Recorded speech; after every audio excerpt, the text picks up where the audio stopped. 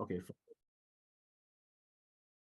All right. So everybody's muted, but at some point, if you want to talk, I think you'll be able to unmute yourself somehow. So please take note. And also in the course of this, you can also send your questions to the chat area, because Dr. Mark will be around, who will also be bringing the questions in. So I think that will help, because to mitigate the noise and maybe the distractions, I think it helps a bit. Okay, so let's say you have selected your proposed endeavor, and now let's look at merits. Now, what is the merit about? Merit is very simple to document.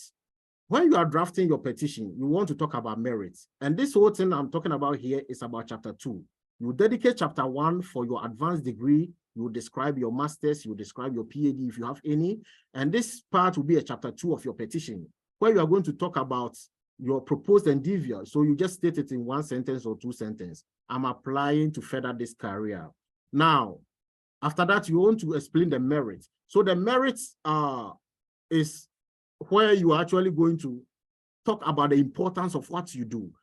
For instance, let's say I'm saying, okay, fine, I want to specialize the career as a bioremediation scientist, wastewater bioremediation scientist. Okay, so why do I want to treat wastewater? What is the importance? Why at all should we treat wastewater? So that is the importance of what you do, is the merit. And when you are drafting your petition, this shouldn't be more than 2 pages, because merit, and it's something that you can easily go to Google and type around it. What do, let's say, cybersecurity specialists do? What do cloud engineers do? What do, let's say, cancer research scientists do? So Google can give you good merit of its own, which you can even copy and paste. When it comes to this green card, there's nothing like plagiarism, because it's not an academic publication you're going to do. So it's free to copy certain things and paste instead of typing everything sentence by sentence. So get that. Now, from your merit, you come to the national importance. So what is a national importance? So you have selected an endeavor. What is the importance of that endeavor to the United States? That is what it means. And whenever you want to explain your national importance to the US immigration, you don't want to explain it in your own words. Always, I keep saying this, that in national importance, you look for news articles around your area. So it can be news, media, government agencies, for instance, EPA, maybe EPA talking about wastewater treatment using biological organisms, or let's say state governments, maybe New York State is channeling funds into something like that, or promoting projects or initiative relating to this endeavor. So whatever your endeavor is, you can go to Google and type and look for news articles concerning what is happening in the US, concerning what you are doing, whether you are in that field of that specialized field of mechanical engineer, or that specialized field of electrical engineer, or whatever field you find yourself. Try and do some Google search. Google is a very good resource area to get most of the national interest news. Mostly, I prioritize news from government websites, like I said, state government websites, US government, let's say, agencies, something like National Institute of Health, EPA, United States Treasury. Most of news articles or reports on whatever you are doing that they are documenting, you just print it out, analyze that news in, let's say, a paragraph, and that is enough for one national interest news. You go to the next national interest news. You want to document about 5 national interest news for the US. Now, from there, you go to global. The officer wants to see that you have even gone past the national interest to even the global importance. So global, you want to see what is happening with, most of the time when I'm helping applicants, I want to look at WHO if it has to do with health, IMF if it has to do with business fields, United Nations, especially human rights and environmental stuffs, European news agencies or European agencies, sorry, okay. Yeah, so in European news agencies or European Union, any news coming from American competitors. For instance, let's say you are researching into nuclear engineering, and you know that right now Russia is touting or kind of boasting as the powerhouse of nuclear warfare. So you want to also say that, okay, your skills can actually boost the US and put the US as a leader in nuclear engineering or nuclear arsenals or whatever it is. So that is what all constitutes this chapter 2. Now, after global importance, of course, you talk about applicability, which I don't want to go into all that, because it's when you get a template for this application, all of this should be there for you to document. So that is it. I cannot talk about everything here on this slide, but at least some questions will bring certain stuff. So let's move on. Now let's go to the prompt test 2. Now with the prompt test 2, this will be mostly the chapter 3 of your petition. And here you are shifting the post from your field that you are proposing to kind of continue to you, the applicant yourself.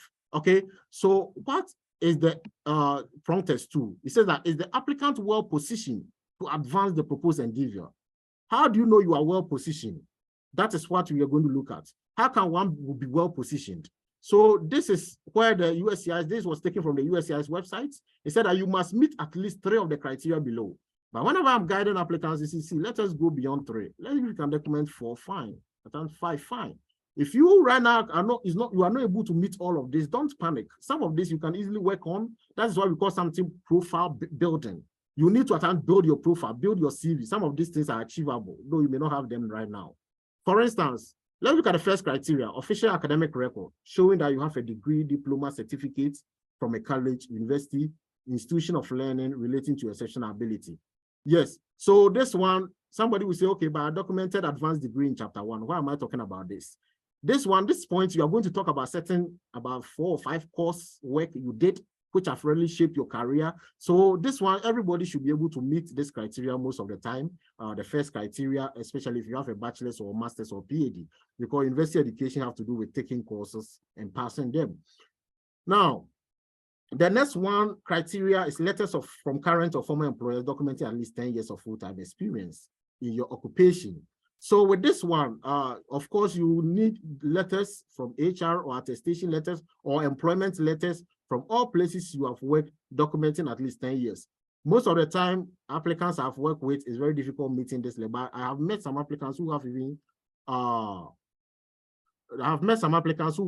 about like 11, 12 years of experience. So take note of that. Remember that when I started this presentation, I said that there are some people who can apply even if they don't have a bachelor's. Such people, it is recommended that you meet criteria number 2, at least 10 years of full-time experience in your field, if you don't have a bachelor's degree. So take note of that. Now, criteria number 3, a license to practice your profession or certification for your professional occupation. This is something I always say that it can easily be acquired. When I was applying mine, I didn't have any certification. License mostly is used in the term of the healthcare field. Certification mostly is used in the business, science, normal, traditional science field. So like, when we say certification, please let's understand this. It's different from you going to Coursera and taking one course and getting a certificate for it. This certification should be mostly something that you have really taken, and like module you have taken and passed something like an exam and scoring, let's say something like a threshold mark and coming out with it, something like a certified occupational health, safety and occupational health and safety kind of thing, certified environmental scientist, certified a lawyer, certified this, certified that. That is what I mean by certification. Some are very easy to get. When it comes to certification, try and limit to something which it can be very easy to get because this is time bound. Some also, by virtue of being even member of a professional organization, can grant you some certification. Let's say certified environmental engineer in training, something like that. Yeah, so take note of that. Now, evidence that you have commanded salary. That's going to be the 4th criteria. Evidence that you have commanded salary. And most of the time, when it comes to this criteria also, some people are very much more kind of having problems with it. Now, this is what it means. You don't have to show you have earned 6 figures, $100,000 before it shows that you're an expert. No. What it shows is that in your geographical area, are you among people a typical salary you have earned? The law says that you have commanded a salary. It didn't say you have commanded the highest salary or you have commanded among the top salary. But whatever it is, when applicants come, I find a way to analyze the salary and project them as experts based on this criteria. Now, another thing is membership in professional organization. So membership in professional organization, this is one of the easiest criteria you can easily meet. Right now, look at wherever area you are studying. Go online. You may be agricultural scientist, you may be environmental scientist, you may be a business student. Go online and look at professional organizations you can join. This organization can even help you down the road in getting job, maybe in the future, you go for networking activities and the rest. So please Some of them, you just have to join and pay your $10 or $20 fee. Try and join some of these things. And as you join it, not many, you can join maybe 3, it's okay. 2, 3, it's okay. Mostly 3 should be quite good. So that is it. Now, another thing is that another criteria is recognition for your achievements and significant contributions. I'm going to talk about this criteria a bit. That's why I've kind of red bordered it, because I've realized that mostly PhD students may lack on the work experience, that part. They may lack on other things, but mostly this particular criteria favors PhD students a lot. So the next slide, we are going to look at this criteria in detail. I decided to focus on that, but I hope at this moment, all the other criteria I've talked about is quite okay. And we shall attend to questions, so please hold your peace. Now, so how can you prove recognition and significant contribution in your field? That's the last criteria we're looking at. This is where it's very much open and very broad, and it's really it's a bread and butter for most PhD students. Here you can talk about scholarships, fellowships, agency funding. Okay, if you have an assistantship, a university throwing 50,000, 100,000. Don't say you are giving a 20,000 stipend. Of course, everybody may do that, but try and like, okay, the value of my total tuition waiver is about 100,000. Because in value, the university might have waived about, let's say, 4 years of tuition paying for you just to pursue a PhD. This is some of the things. You see, EB2 is about, like one of my clients said, packaging. You are packaging yourself. That doesn't mean you are lying. You are packaging yourself. So the little credential, try and just give it spices, okay? Spice it up. That is what really moves, that is what really moves the officer.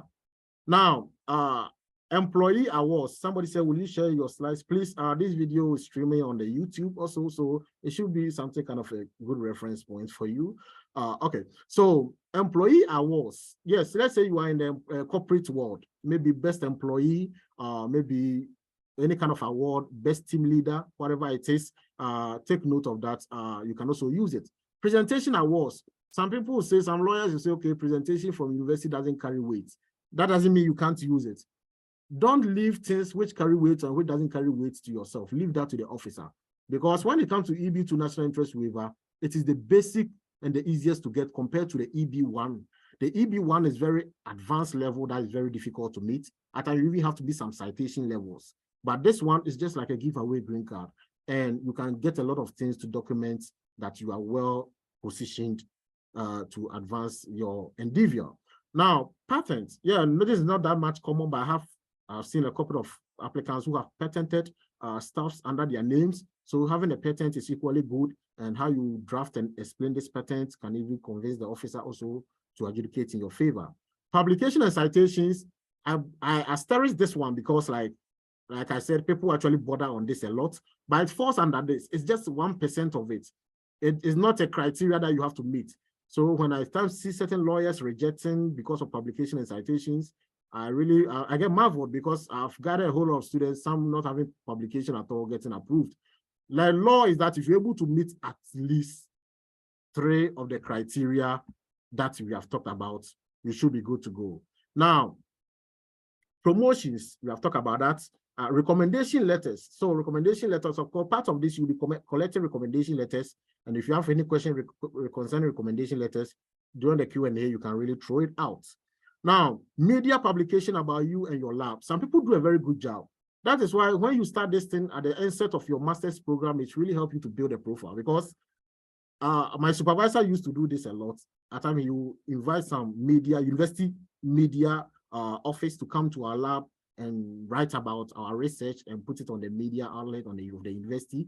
All these things really helped me a lot, because though at times my name may not directly be mentioned, but in the recommendation letter, maybe your TC supervisor can say that, okay, you carried about 80% of the research. Therefore, in other words, that news is about you. Okay, so that is one of the ways you can actually invite people to talk about your research. At times, you can even contact some private media, tell them about your research, let them write about your research. Okay, equally, that one is also good.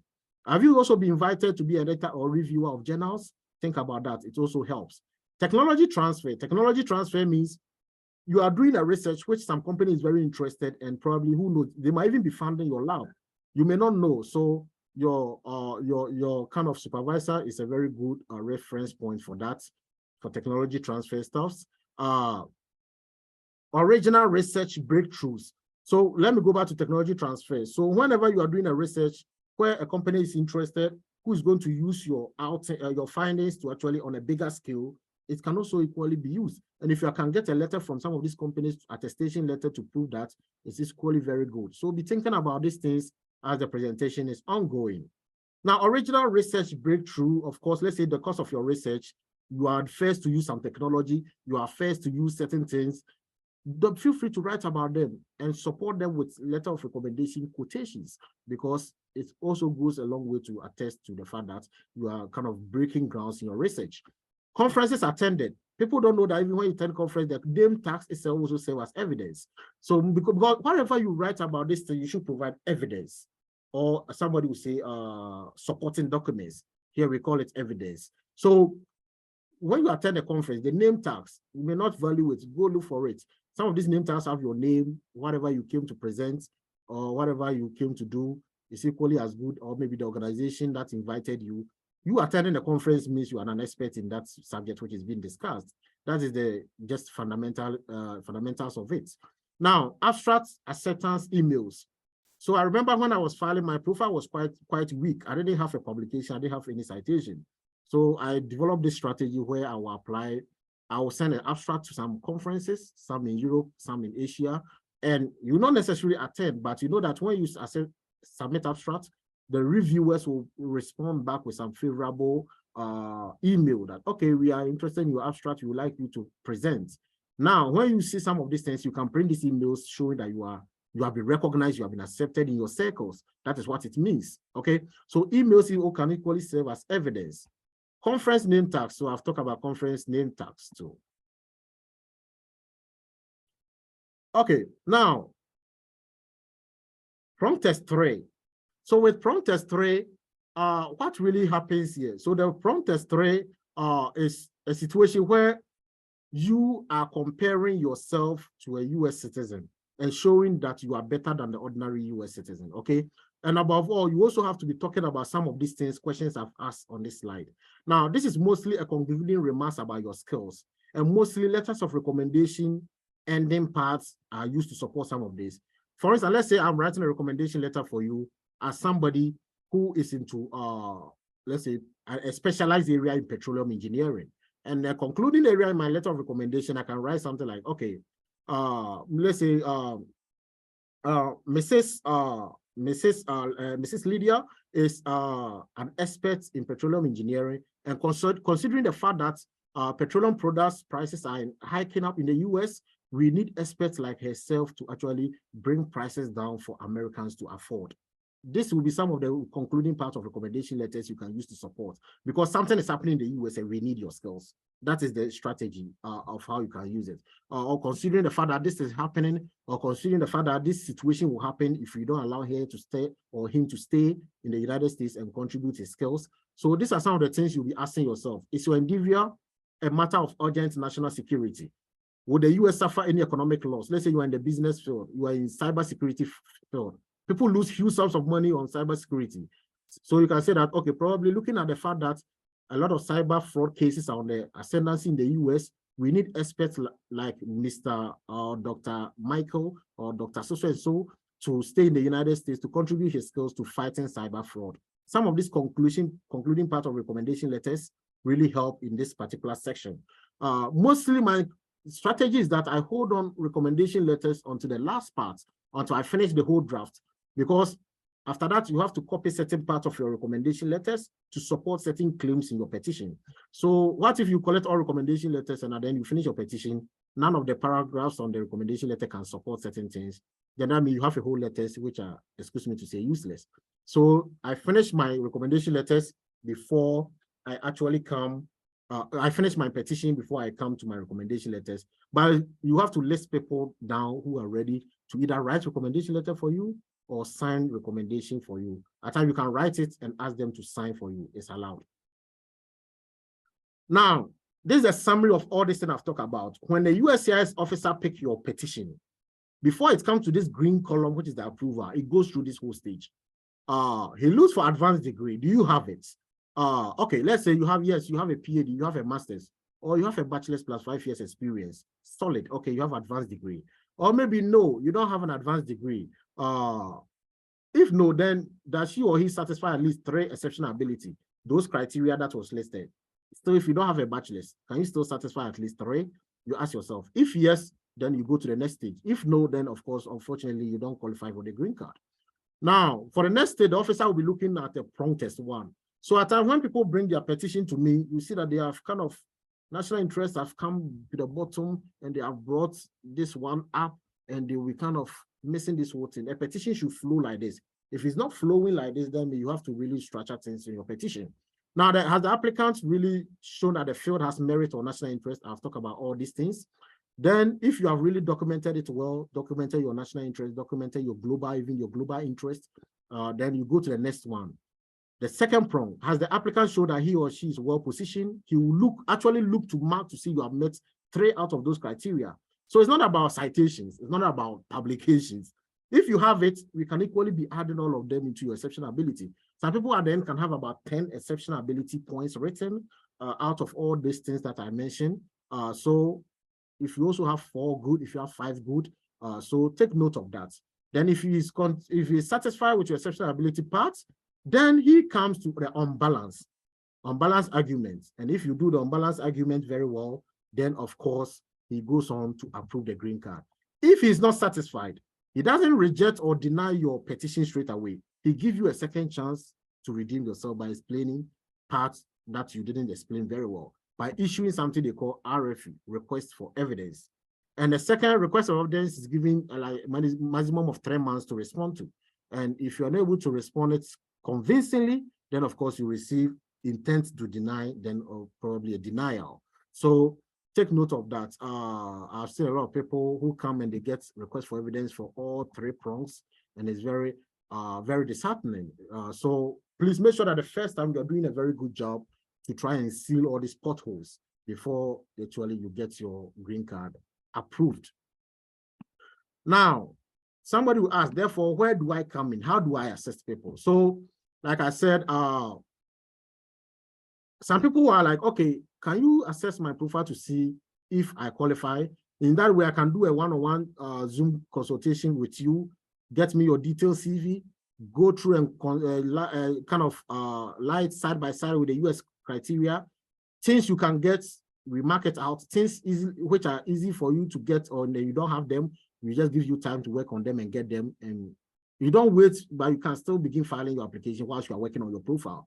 You don't have to wait to get all a stellar CV before you start working on your profile. It's a work in progress. And this one, please allow yourself at least 2 months or 3 months to be filing this thing. Don't do a hasty job and get a denial.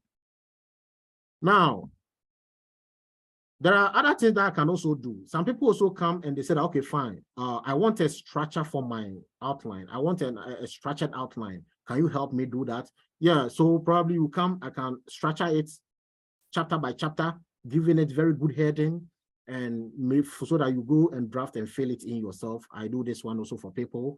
So take note of that, because an EB2-NIW petition can span for about 50 to 70 pages. And you want to make sure that not everything that you didn't type yourself, some of the things you copy and paste, we all know that, but make sure that you have a structure. Because when the officer pick a petition and it's a winning petition, they know a winning petition because of the flow of it. So I give an outline and make sure this outline really conforms to what the officer is trying to see. Another thing is that how do I assist applicants? Again, it's like the supervision. Some people like they want coaching, they want start to finish guidance. Well, I can do that for you. Mostly what I do is that under this kind of help, under this kind of offer, I do a kind of the outline, which is the option 2. After that is after we have done even a consultation, I've understood your field. Then I begin drafting the outline. After drafting the outline, I focus on the critical points, the national interest points, and the unbalanced arguments, and I allow the applicant to focus on the chapter 3. I'm well positioned. After I've given good heading for the person to complete, I try to supervise that aspect because let's understand this part. You can talk about your work experiences. You can talk about your certifications, though I can put in phrases which will make it sound very good. You can talk about even your research. So this part, I will mostly leave it for the applicant to work on. So it's like an agile style of work. And it really speed up because I realized that of late, within maximum of 2 months, we have done with a petition by completing everything. Some also go very fast. So it depends on the applicants I'm working with. Some also take breaks from their petition. Life happens, everything happens in life. It doesn't mean that you are stopping. No matter what, keep working on it. Another service that people really like is that, for instance, they are finished with everything and they really, really want you to view their petition for them for completeness. I can also do that, kind of go through it, make comments, certain parts where I have to move stuff, I will move it for you. Certain parts, I'll make comments. We need to write this part. You need to write this. We need to do this. We need to do that. So it gives a kind of objective view so that you don't go and get an RFE and kind of waste more time and kind of put you in a kind of a very devastating mood. So you want to seal all your trust, seal all your weak points before, so that you know that you are putting your best foot forward. Okay, yeah. So I think this is the end of the presentation. I've really talked enough and comprehensively. If you have questions right now, I think this is the time that probably you can bring in your questions so that we can address them. At this moment, I don't know, Dr. Mark, are you online?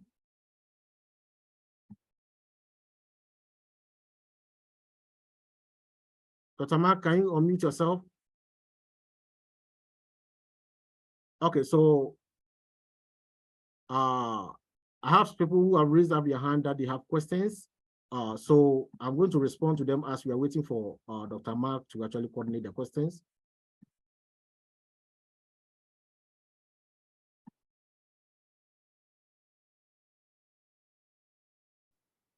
Okay, allow participants to unmute themselves. Okay.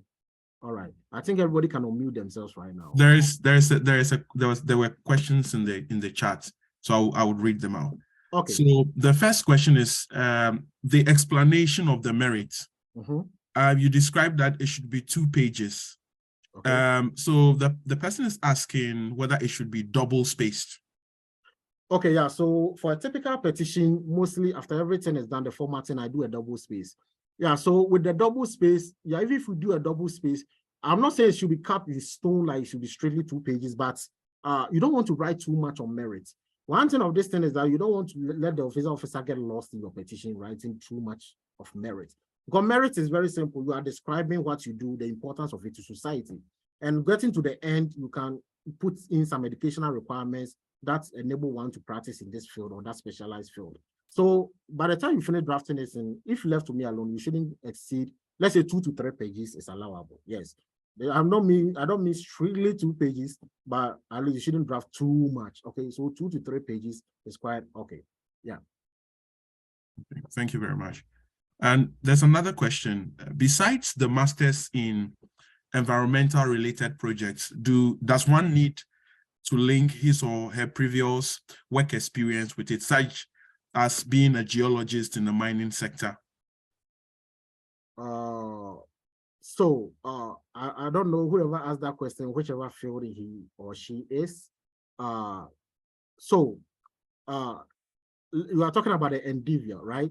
Yes, the previous work experience. Or a previous work experience. Yes. Yeah, so that goes to the chapter 3, I'm well-positioned aspects, right? Yeah.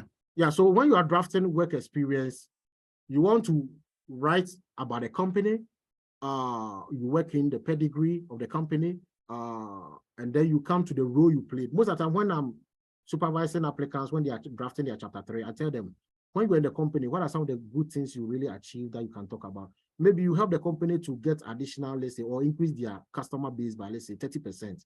Some of these achievements, try and bring them in, okay? So that is what we mean by when you are drafting some of this work experience. And for every work experience, the heading should begin with the company you work, the position you occupied, and the duration, the year duration. So the heading will be like, okay, let's say accounting manager, L&P associates, from maybe 2005 to 2004. Okay, then you begin describing what you do. Don't bullet point it. Some people copy the bullets on their CV and post it there as if they have described their work experience. USCIS officers want you to analyze it in a paragraph. You leaving bullet points there doesn't communicate anything. So use good words, use marketing words which actually show that you are an expert in that, whatever you do in that area when you are drafting work experience. There's another question. Should the certifications that you talked about, should they only come from the US? Good, that's a very good question. When it comes to certification, you can go to Europe and get it, okay? Anywhere in the world that you got a certification from, you can get it. Some people get NEBOSH. NEBOSH is a UK health and safety certification. Sorry, I'm using environmental certifications. It can apply to your field wherever you are. So wherever you get a certification from is allowed. When you are drafting, the officer is not interested in whether the certification is coming from a bigger organization or a small organization. But you don't want to sound so common or so simple, okay? So talk about the organization. Which organization awarded the certification? How can only one person get certifications? For instance, those in accounting, CPA, you require some work experience, right? Talk about that. For somebody to get a CPA certification requires maybe 3 years work experience. And I have documented maybe 5 years experience. That make me an expert in this field. Talk about some exams you wrote to get that certification. Let the officer know that it's not a certification, you pay money and you just grab it somewhere. Even if it is how you got it, that's not how you want to portray it. So like I said, this one have to do with packaging. You are packaging yourself very well. Some certifications are very easy to get. Within maybe 10 credit hour, you can get, let's say, OSHA certification, 10 credit hour. I have a client who was like HIPAA certification, which she did just within a setting of, let's say, 1 hour. But it's a certification, it's a HIPAA certification. No matter what you do, it's a certification. So that's what I mean by that. Okay, yeah. All right, any more questions? I see some people's hands are up. Do you want me to, Doc, do you want me to attend to them? You are muted, Doc. I want to read all the questions that were posted in the chat. Then we come to the, okay. Yes. Okay. All right. So if one serves as a judge in a competition, can it be used as evidence? If yes, what do I need to show? Okay, yeah, thank you very much. Yes, so all this evidence, so a judge will be like, it will come under the contribution and recognition criteria. So you can use it, yes. It's like judging somebody's thesis or article for publication or being an editor. So being appointed a judge over a competition is good. But mostly you want, yes, an evidence. So what happened? Maybe the organization that organized the competition gets an attestation from them. Okay, yeah, it's allowed, it's accepted.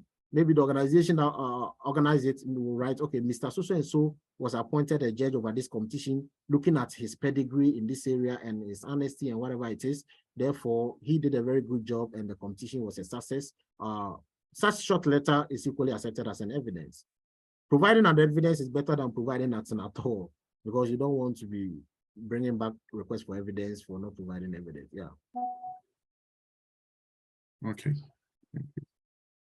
Is there a cost for the structure you would give to someone who needs it? Yeah, so yeah, there are costs, and mostly, at least after the meeting, if anybody wants to be contacting me one-on-one, yeah, there are costs involved. But always I say that is the cheapest, because I know mostly you deal with students. For instance, when I was filing, I didn't have that 6,000, 7,000 to pay an attorney. Okay, after you put yourself in that shoes of the people who are approaching you, and yeah, it's very, very affordable. Trust my words on that. Okay. So someone is asking, do you need a US certificate to apply if you are in a PhD program? For instance, you have a Bachelor of Science from Ghana with more publications and citations. Do you have to graduate from your PhD before you file? So if you have only bachelor's and you didn't do a master's, but straight into a PhD, it's very dicey, because you have not graduated from your PhD yet. You are still in your PhD program. So you can be preparing your petition as you are nearing graduation, then you put it in. That is one of the limitations for those who transition straight from bachelor's to PhD. But those who got their master's, and there are some people who are really becoming innovative. You know, some programs, they can award you master's after 2 years along the way. You can request for that, and it can really go a long way to help you. Talk with your department's academic or program coordinator. There should be a policy which will help you. I know a lot of people get that. So that you can get that US master's to actually file, so that you don't have to wait till your PhD to do that. There's another question from the chat. In my first degree, I read political science and sociology.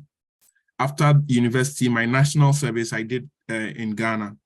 I have worked with the National Disaster Management Organization in Ghana for 7 years.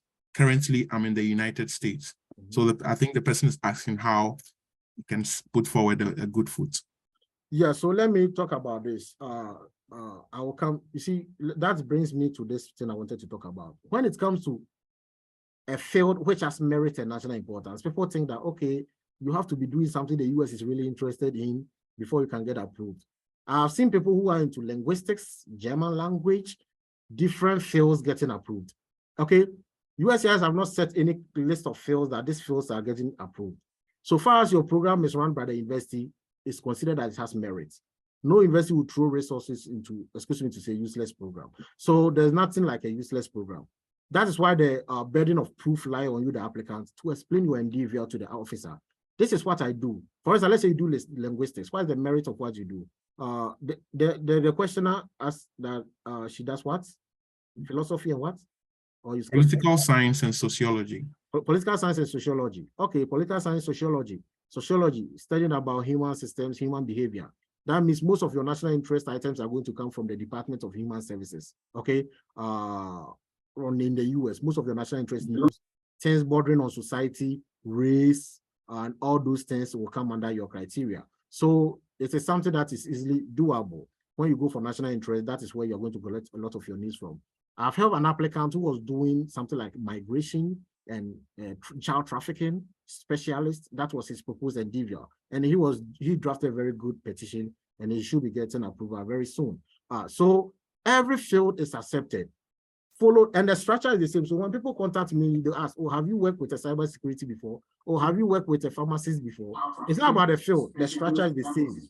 No matter what you do, there's always a research we do around it, and there's always something we draft about it. The US is such a big country that everything goes on here. So no matter your field, I even see comedians also getting approved. So this green card is not for only people in the science, business, or arts, people in comedy. So far as, because exceptional ability, your ability to let people laugh is actually accepted, okay? Your ability to let people laugh is also considered a merit. For people in the US with a whole lot of depressive mood, and they need to laugh. So comedians also equally get accepted for that. Yeah. Any question again? Doc, you're muted. If an applicant gets an RFE, can the applicant change the draft to a new topic, or it's mandatory to stick with his initial argument and provide a detailed evidence to support his argument? Yeah, that's a very good question. When you get a request for evidence, do you want to change a material fact? Most of the reviews, those who go for appeal, most of the reviews I read, when the moment you change your initial position, you are giving the officer even more strength to tell you that refer this thing and he will deny you, right? So if you have shot yourself in the foot, stand by it and try to find a way to defend it by all means, okay? Some of the RFEs is not that difficult to respond to. For instance, there was one person, applicant I was assisting. She has a medical degree from outside the country, Georgia, like Republic of Georgia. I mean, not the state Georgia, Republic of Georgia. She has a medical degree. But when she was applying, she refused to state her proposed endeavor. So the officer assumed that this lady is coming in to practice as a medical doctor. So the officer sent an RFE that since you didn't state your proposed endeavor, do you have a medical license? Not knowing that the lady already have a master's in the US in area of clinical informatics, okay? And she was applying to work as a clinical informatician, not a medical doctor. So you see, you not stating your proposed endeavor will leave the officer no choice to actually decide certain things for you. So it is very important that you state your proposed endeavor and you stick to it. So some of the RFE, like I said, will come back that you didn't state your proposed endeavor. It's a very good RFE. It will give you a starting point to state a proposed endeavor, then battle your case through it from prong 1, prong 2, prong 3.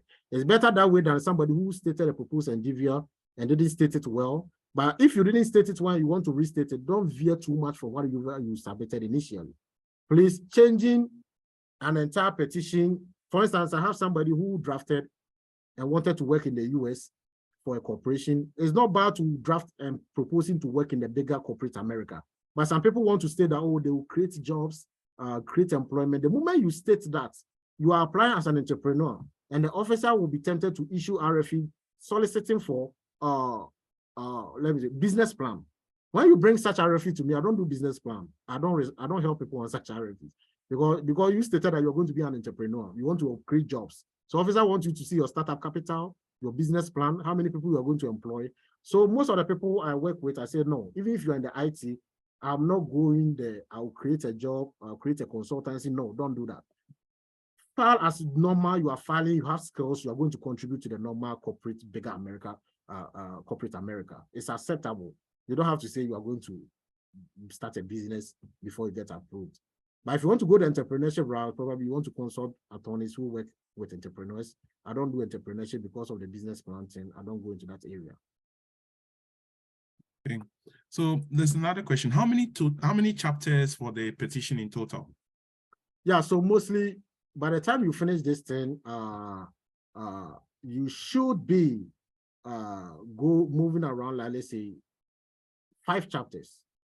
For instance, chapter 1, you are talking about your advanced degree, your master's, PhD, bachelor's, and currently what you are doing. Okay, so somebody is currently in the PhD program. So that means you talk about your bachelor's, master's. I'm currently a PhD program in the so-and-so university. I got this funding. I was awarded this. I did that. Fine.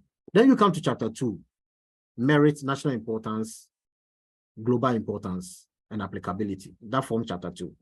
Chapter 3, I'm well positioned, and that's why the criteria is there. You go through all the criteria, write about 4 or 5 that you can meet, or 3 out of all that you can meet from there.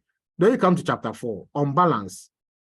I am well, I'll benefit the United States more than an ordinary US citizen. That's the chapter 4. Then the chapter 5 is not actually something you'll be drafting. You are listing identity documents you are submitting in relation to the petition. So for instance, passports, birth certificate. Don't forget birth certificates. It's very important. Passports, birth sets, state IDs that you have, visa pages, all identity documents come under chapter 5. So it's mostly at the bullet points and that area that you do. Then you conclude your petition. There are last 2 pages of a petition, which is beneficiary work plans. So this people get RFE for not including this part. It's just a plan of what you do after your green card. So some people draft a plan of what things they intend doing. Some people say, okay, they want to take further graduate courses. They would like to take further certification, which will broaden their knowledge and horizon so far as their expertise is concerned. Some people even say that they want to do more of like voluntary activities to help people in areas that need the service that they want to be providing. It's just a pledge. You don't need evidence for all those parts. And it shouldn't exceed 2 pages for that part. I mean, the beneficiary work plans part. So that is it. So by 5 chapters, you should be done. And when I say chapters, they are very, very short chapters. So they are not that huge, but at the end of the whole petition, it should be something like 50, 60 pages is quite okay. It's a standard, yeah. Thanks for the answer. Do I have to wait to get a master's from my PhD before I can reach out to Mr. Ba to start the process? So do you have to wait to get a master's from your PhD? You have to contact your university first and know their policy. Are they going to give you a master's along the way? Once you get a master's, you have gotten it and you're going to file with it. If you're not going to give it to you along the way and they want you to finish your PhD, every university have their own policy. Then it gives you more time to still be filing. So you don't wait till your PhD is done. Start filing on whatever you are doing, whatever research, whatever skills, IT skills, application skills that you have, all of them will go into a petition. Then we can leave the advanced degree part until after you have finished your degree, then we can add that part, yeah.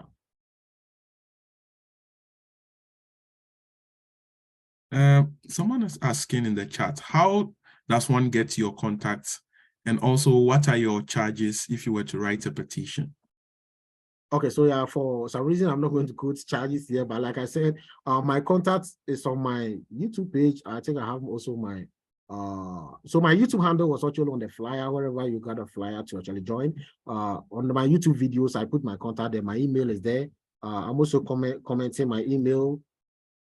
I'll comment my email on the chat area so that at least anybody can also get access to it.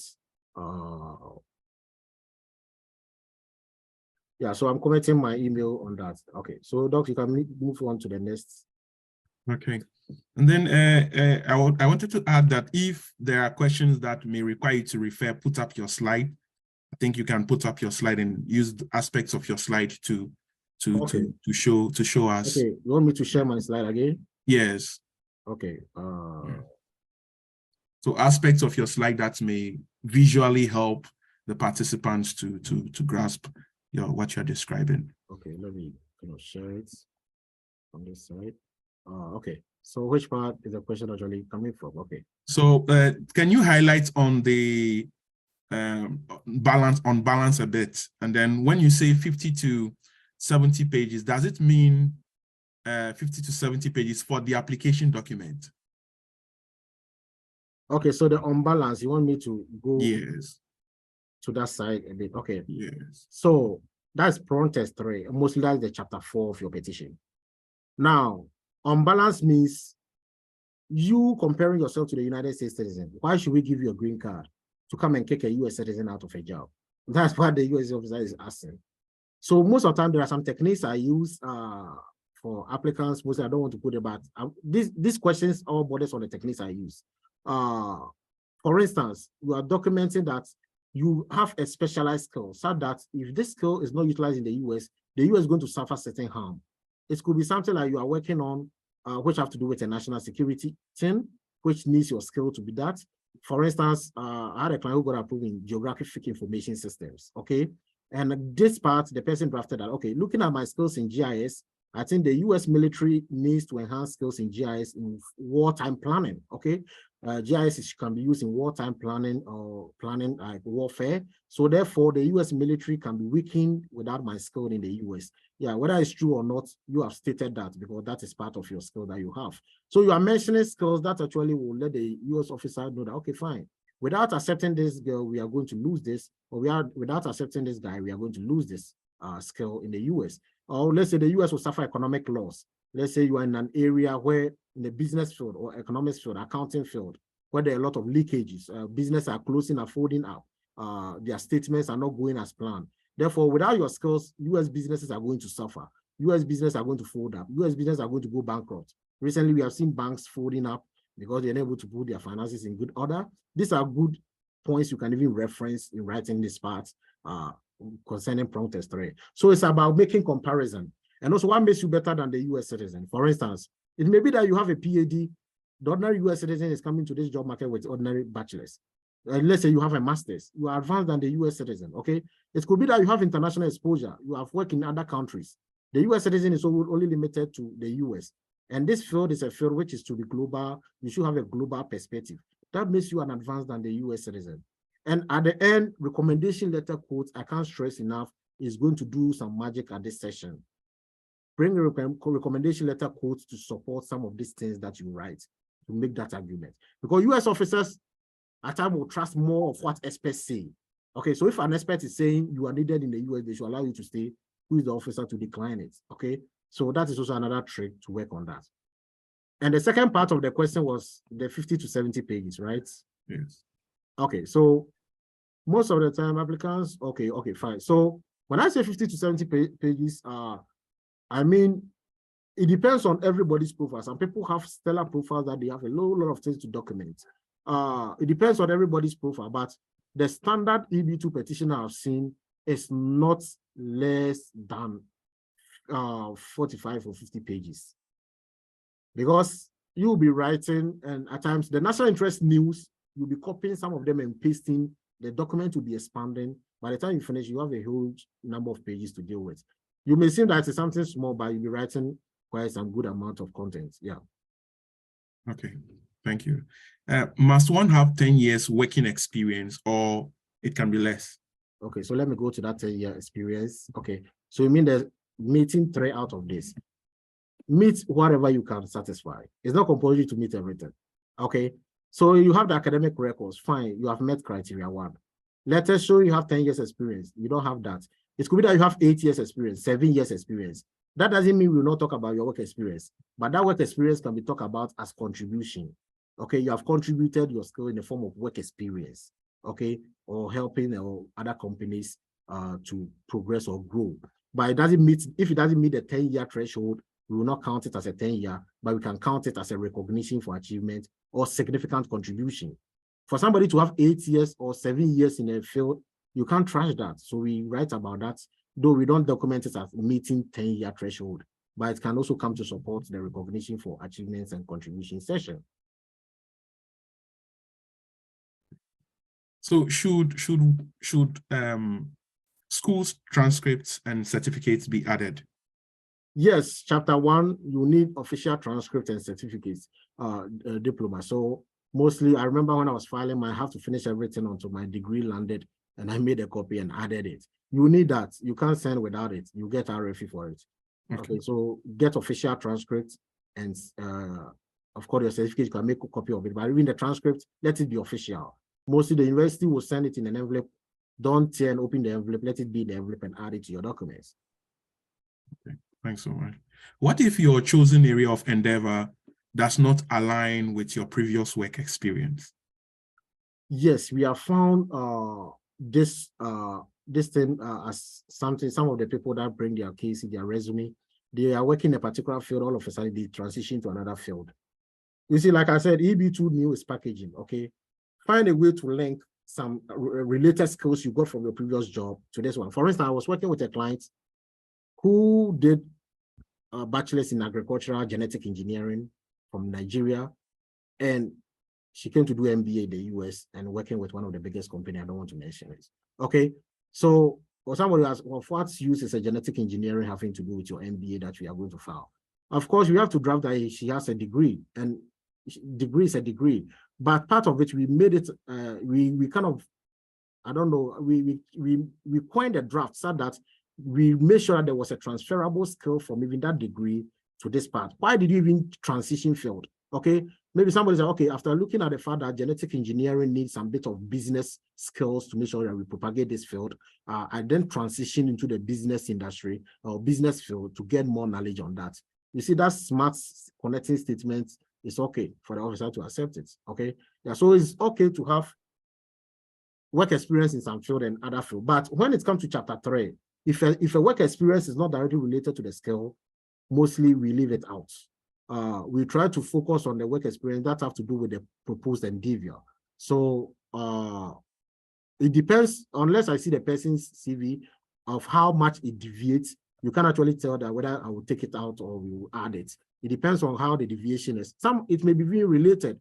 You may not know. Okay, so it all depends on the person's CV and how it is. That's why there's a consultation and CV scrutiny. Yeah. Okay, so there's an interesting question. If you have an academic background that is kind of like jack of all trades, you have a bachelor's in political science, a master's in law, and a PhD in economics, does that affect the decision from the judges? No, it doesn't affect it, but you have to select a thematic area and focus on. That is a very good question, and that brings me to this. Don't jump or hover from one proposed endeavor to another. Today, you are talking about maybe oil and gas drilling specialist. The next moment, you are talking about aerospace specialist. When you do that, you're actually not giving yourself, the officer is going to actually issue RFE, telling that you are hopping from one proposed endeavor to another. Be specific. Okay, so select one endeavor which you think your CV actually have a homeric influence on, and which you can get enough evidence to support that area. Some is about their PhD dissertation they are doing. They can choose to focus on that and actually draft an entire petition around it. Okay, so focus on one area and actually specialize in that. That's why you select a proposed endeavor. Okay. So can the work experience in chapter 3 come from your home country and not the US? Of course, yes. Most of the clients I'm dealing with, they started their work experience 5 years in maybe a Nigerian company or Ghanaian company.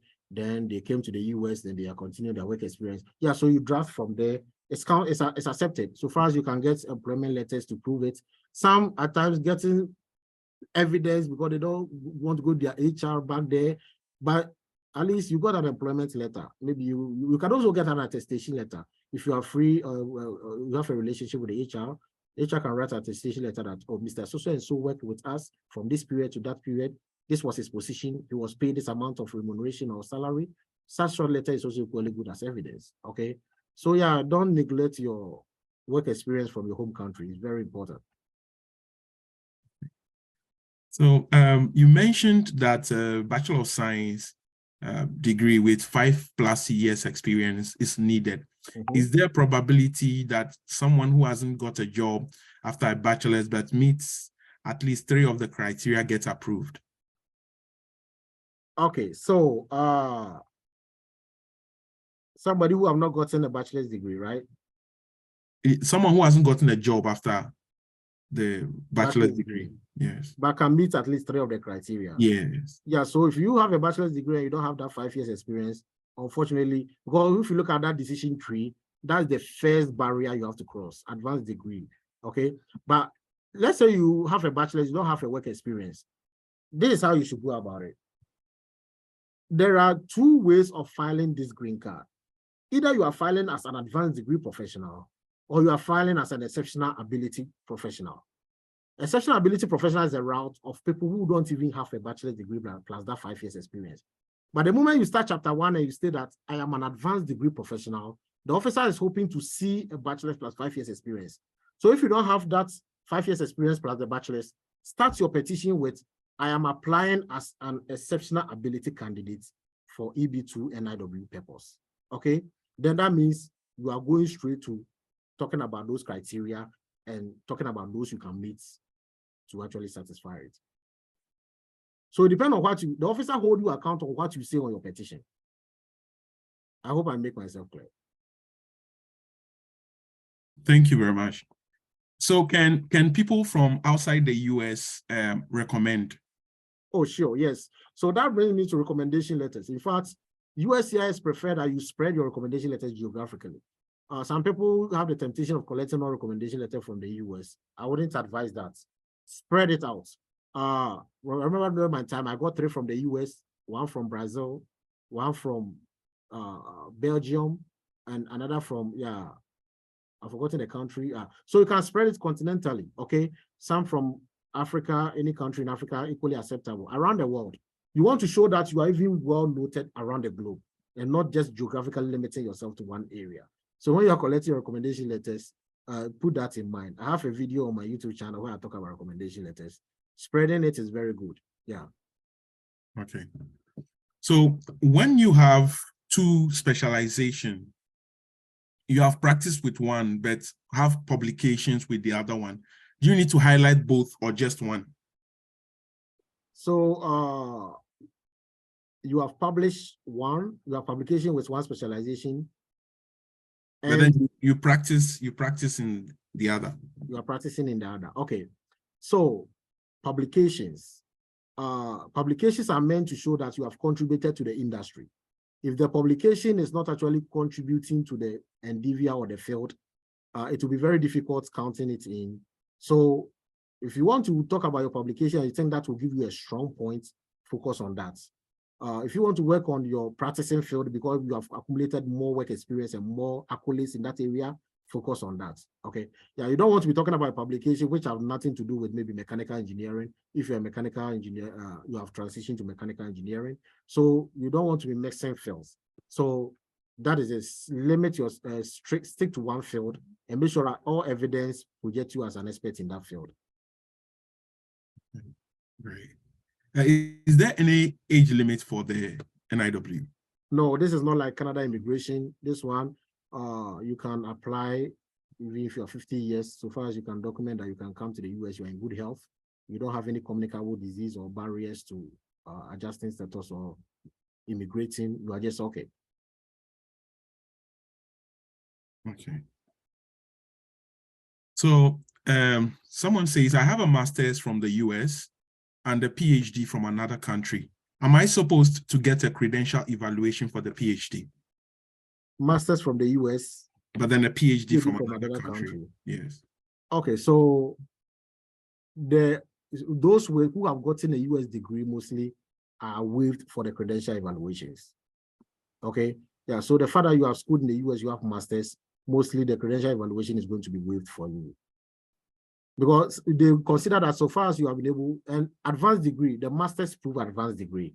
So it can also equally serve as a terminal argument point. So having a PhD from outside and having a master's degree from the US, you don't need to still go through credential evaluation again.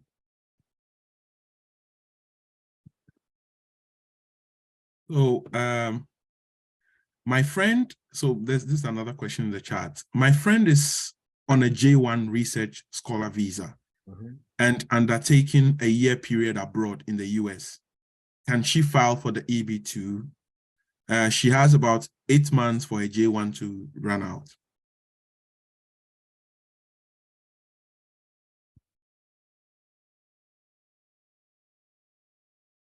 Hello? Yes. Yeah, so the person's friend is on a J1 research scholar visa and is undertaking a year period abroad in the US. Okay. Can she file for the EB2-NIW? Yeah, I must tell you that I've encountered clients who came on B1, B2, just 6 months, and they were so much determined that they finished everything. One client like that, in the area of petroleum exploration, she came from South America, B1, B2, and she was very determined. She was able to finish everything and file it within that period. So yeah, once you are here, the one thing with J1 that I was telling a little bit of other meeting I was in with RFEs USA is that J1 at times, some restricts your ability to adjust status. So you want to do a research with your home country to see if they grant waiver. Some people come to J1 with a J1 and they are not able to get status unless they return to their country for some 2 years before they can come back. So you have to do that research very well before you put in the petition. But no matter what, you can still get an approved I-140 and go back to your home country. After the 2-year bar period, you can still come in through consular processing. And if you're able to get that waiver, then of course you can adjust status in the US directly. Yeah. So who do we consult if we want to go through the entrepreneurship route?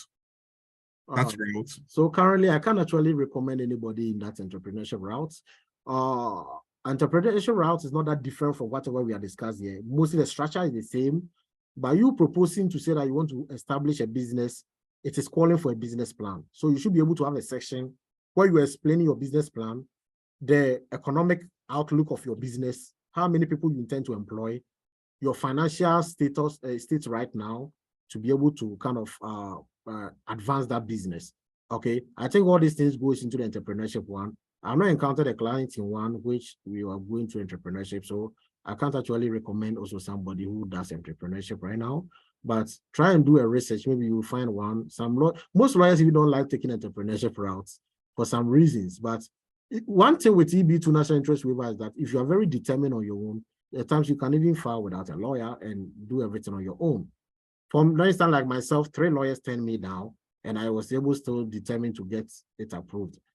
So it's about your determination and how good you are building your profile. Even if you have a weak profile, how you are building your profile along the lines. Thanks so much.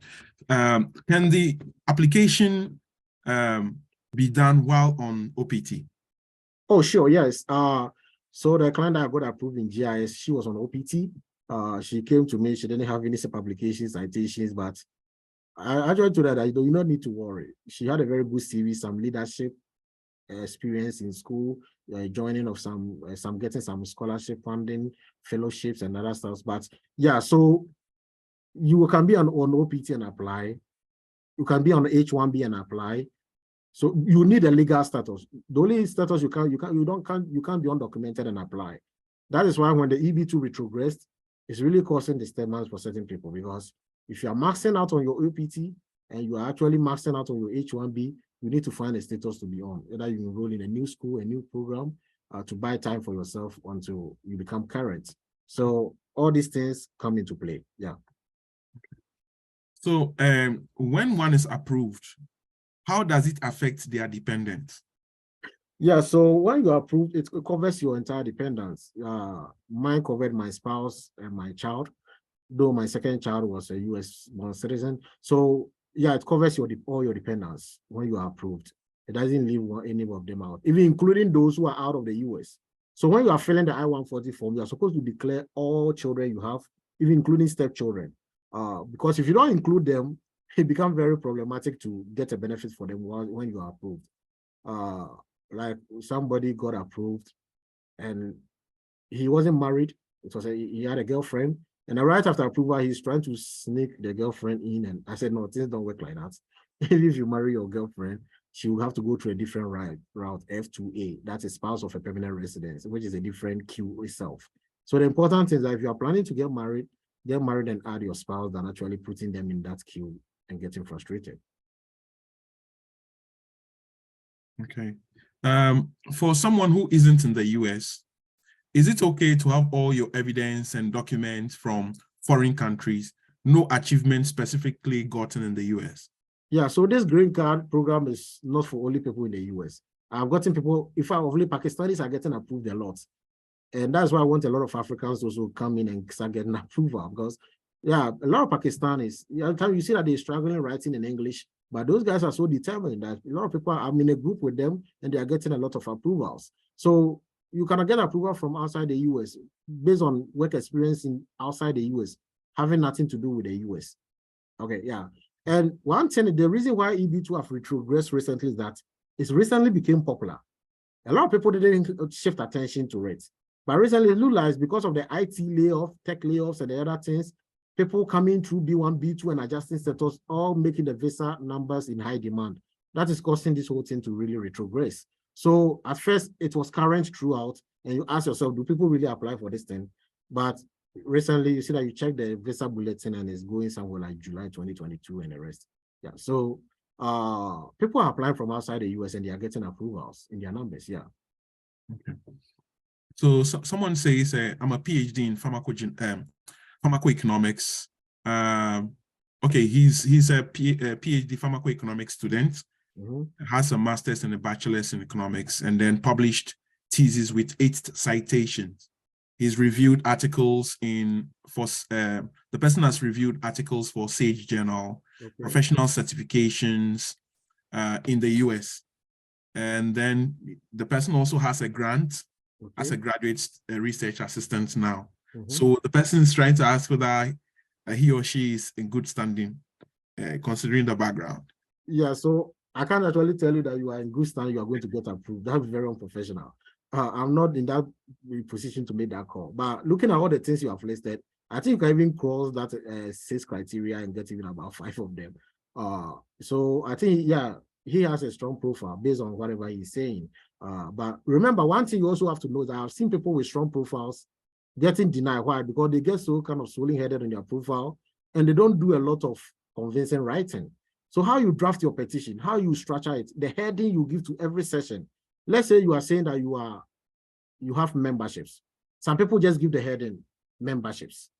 You are not communicating anything. Why don't you write it away? I possess membership in high-profile professional organizations which attest to my skills and pedigree in the field. Look at these 2 headings. Which one is the officer going to be moved? Reading the heading itself, put the officer in the shape that makes him think that, okay, it's not that you are boasting, but the US want people who are very confident in whatever they are saying. So the heading you even give to the sections, publication, you have gotten a grant. You just write grant received. That's not a good heading. Maybe I have received funding or grants which attest to my skills in this area of what, or in this expertise, or in this area. Okay, I've gotten a grant from reputable organization which attests to my skills in this. So all the heading you give to some of these things you are claiming goes a long way to influence your petition and get it approved. Some people have very good profile. At times you see some rejected, denied petitions, and they bring their CV, like, you have all these things that you got denied, and realize that is how the person communicated the things he claims he has. So how you communicate them really matters, trust me. Okay. So I think there's a question here. How do we arrange the documents and mail out the petition, and to which address? Okay, so once everything is set and done, organizing the petition, there is a kind of list that of which items goes on top and whatever. But no matter what, mostly the form I-140 you fill come on the top. Then the whole petition you have printed follows it. Your check that you have paid, of course, you are going to make a banker's check from a US bank. That's the difficulty people applying from outside fees. You have to pay through a US bank. They don't accept credit card, they don't accept anything. So you have to make a banker's check, put it on top. Your petition comes, your form, your whole petition comes, the I-140 also comes. Then your evidences follow. With evidences, even some are very creative. They add tabs, okay, color-coded tabs, differentiating one evidence from the other. And whenever you are assembling evidence, chapter 1 evidence should be given a color code. Chapter 2 evidence, Chapter 3 evidence. So that when the officer is reading your petition, you want evidence relating to Chapter 3, he knows which color code he's going to for it. So at how you reorganize your petition really move the officer to actually decide certain things in your favor. Because when the officer is confused throughout the whole petition, the probability is going to issue RFE is very high. So organization is also very key. Yeah. So then if you're outside the United States, will recommendation letters from your university suffice? If you're outside the United States, yeah. So recommendation letters, there's no law which says take recommendation letter from a university. Recommendation letter should come from individuals who knows about your skills or their work relates to your skill. For instance, let's say you are filing as a clinical informatics, okay? Somebody who is a medical doctor can equally write for you because medical doctors use patient data in clinical informatics in that. Somebody who is a hospital administrator can write because you know the importance of clinical informatics, okay? Even a nurse who is a well-achieved nurse can also write for you. So people who are allied to your area can write for you, not necessarily people who are strictly in clinical informatics, no. People who knows about your area, okay? Like for me, environmental scientist, somebody in natural resources can write, somebody in air modeling, air modeling can write, anybody who has allied petition with environmental science can write. Okay, so look at it around that aspects to draft your recommendation letters or seek people, yeah.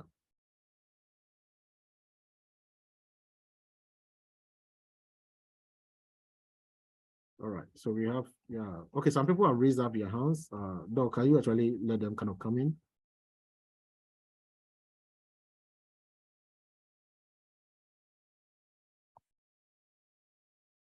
People have a lot of questions in the chat. Oh, a lot of questions in the chat. Yeah, lots of questions in the chat. So okay, let's go to the chat. Those who have raised their hands, can you please communicate your questions also in the chat so that we can be still.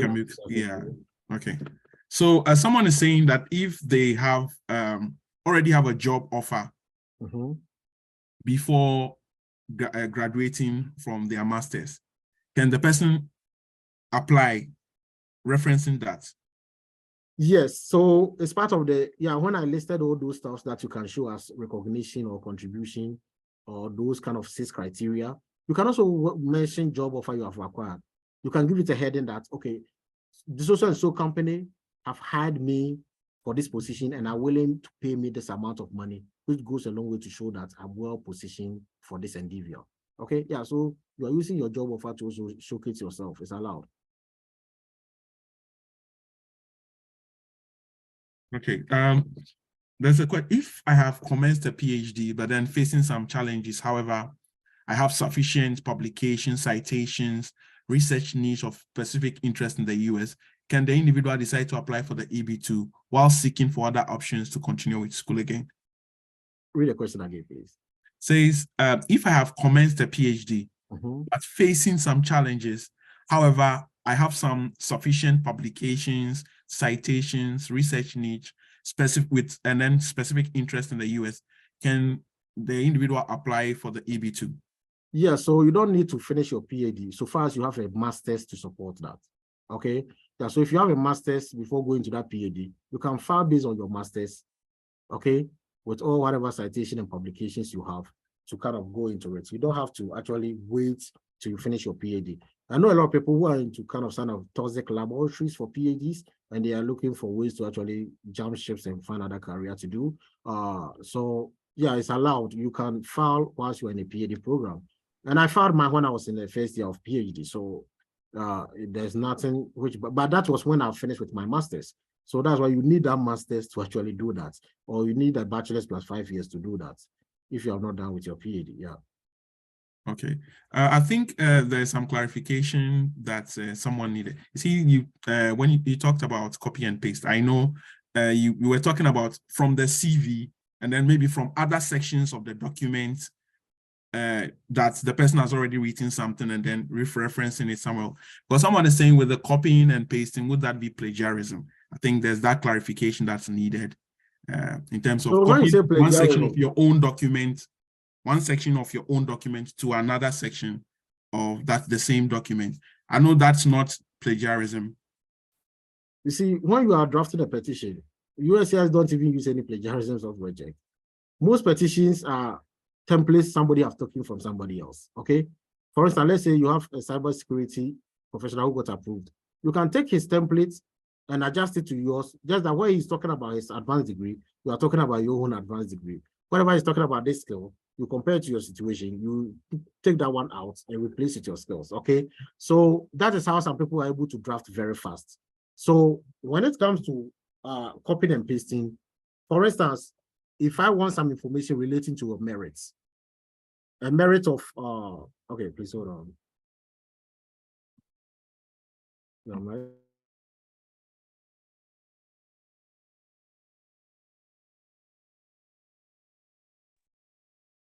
if I want something information on a merit, let's say a merit on somebody working in the area of, I'm trying to find a field, let's say microbiology, okay, or clinical microbiology. Let's say you are in the area of clinical microbiology. Everybody knows that when you go to the internet and type Google, what does clinical microbiologists do? Google will give you a good example of website describing this field as merits. There's no harm copying all these merits and posting it in the petition instead of typing everything sentence by sentence. Okay, that speed your workflow. And in fact, after everything, you can print that website as exhibit to support it. Okay, exhibits can be websites, especially when it comes to national interest, websites, government reports, whatever it is. So it's not anything like plagiarism. When it comes to EB2, we don't plagiarize anything. There's not like plagiarism software check. The officer is just looking at what is written and how it is actually projecting you as an expert. That's it. Well, then the question is, with that aspect, because so you mean that the individual should reference wherever they pick information, they should reference. Yeah, so let's say they should cite. Yes, let's say I went to Indeed to read about environmental microbiology as a specialized field. Let's say I'm applying as an environmental microbiologist. Then I go to Google. What does environmental microbiologists do? Okay, so when you go there, it gives you a whole lot of link. Most I try to look at Indeed because Indeed does a good job of explaining some of these fields. Why environmental microbiologists, what do they do, their importance in society. That's all that merit is about. So I copy all these things and copy the link for Indeed and put it in the petition and later print this link as exhibits. Okay, that even this is how Indeed explain my merits. It's accepted. Okay, yeah, it's accepted. It's not everything that you should type from your own words. No, it's accepted.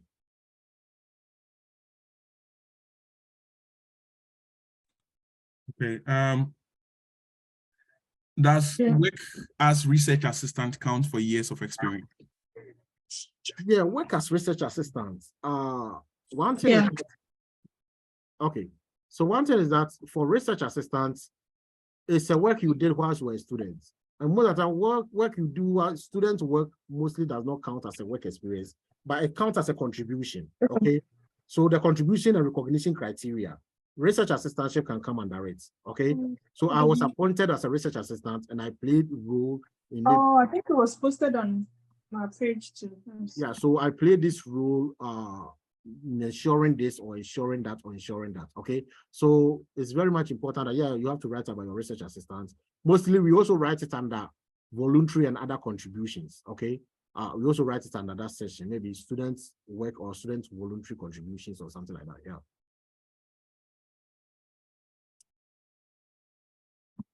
Someone says, what's a good number of recommendation letters? Yeah, so like I said, the most average mostly is 5. You don't want to collect too many recommendation letters, and you don't want to collect too few recommendation letters. Yeah, so just 5 is a cute number to work with. I know somebody who has submitted 4 recommendations and still got approved. Most of the time, it depends on your petition. If you have a weaker petition, of course, you don't limit yourself to 4 recommendations. Try and go 5 or 6. So you get more people talking about your skills. Okay. So beside passport page and birth certificate, what other identity documents will one need to send? So chapter 5, you list passports, you list visa page, you list I-94. Of course, yeah, you have to add your I-94. Any visa page of your dependents, if you have any. Marriage certificate, if you are adding your spouse. Yeah, so yeah, I think pretty much these are the kind of things. An ID, either driving license or state issued ID, copy of them. Don't add social security number. I'm not seeing anybody photocopying their social security and adding it. I don't think it's much needed. Don't add that one. Yeah. Okay. So what kind of relationship should you have with those who recommend you? Should they be strictly academic or work relationship? For those who recommend you, yeah, it can be academia, it can be professional. Yeah, spread it around, okay? You can take some from academia, you can take some from professional, those working in corporate world, everything is accepted. A recommendation doesn't mean the person has to have a PhD before he can write a recommendation for you. The person can even have a bachelor, but maybe he's a manager or a top position, in a top position in the company. He can still write for you. Let's say the person is in a management role, he can write for you. Somebody who has kind of achieved something in a professional field which relates to yours. Okay, so don't look at title. I'm looking for PhD holders to write recommendation for me. Not only PhD holders, people, normal corporate people, so far as they occupy positions of influence, is equally accepted. Okay, so can you provide some clarification on the WE, the credential evaluation? Yeah, so with the credential evaluation, we have, for instance, different organizations which evaluate credentials. Some even professional associations do credential evaluation, and recent testimonies are found from some approved applicants show that they accept them. It depends on the applicant and their finances. Some are cheaper, some are expensive. The most common one is World Education Service, right? World Education Service, if you want to do evaluation, you go to their website, www.wes.org, and it's a very simple process that will walk you through it. Ask you questions. Why are you doing this evaluation? For immigration or for school admission? You ask these questions, you create your profile, then everything walks you through. You will not get confused, trust me. Yeah. Okay. So depending on whether the person has a master's and a PhD from US or from outside US, I think you talked about a waiver for credential evaluation. Can you throw more light? Because a lot of questions in the chat go in that line. The waiver, okay. This is the rule. If you have an advanced degree from the US, okay, you are not supposed to do a credential evaluation. That is the rule. For instance, when I was applying, I had my master's, though my bachelor's was from Ghana, my master's was from the US, I didn't do any credential evaluation. Okay, yeah, so that is it. But let's say you are applying, and let's say you are doing a PhD right now in the US, you have not finished your PhD, but let's say you came from China with a master's, you have to do credential evaluation, though you are schooling as a PhD student here, because you have not finished your PhD and you are filing based on your master's. So you need to go through a credential evaluation for your Chinese master's degree. I hope I get that. So the terminal degree you are using it for, ask yourself, was it based in the US or you got it from outside? That will determine whether you are doing credential evaluation or not. Okay. Right. So do they give equal opportunities to every applicant based on the content of the application, or maybe give priority to a certain STEM field? No. So when it comes to EB2, no field is prioritized than the other. The field that is prioritized is called Section A employment list. For instance, nurses, physical therapists, physiotherapists, and all those people. We call them Section A employment list.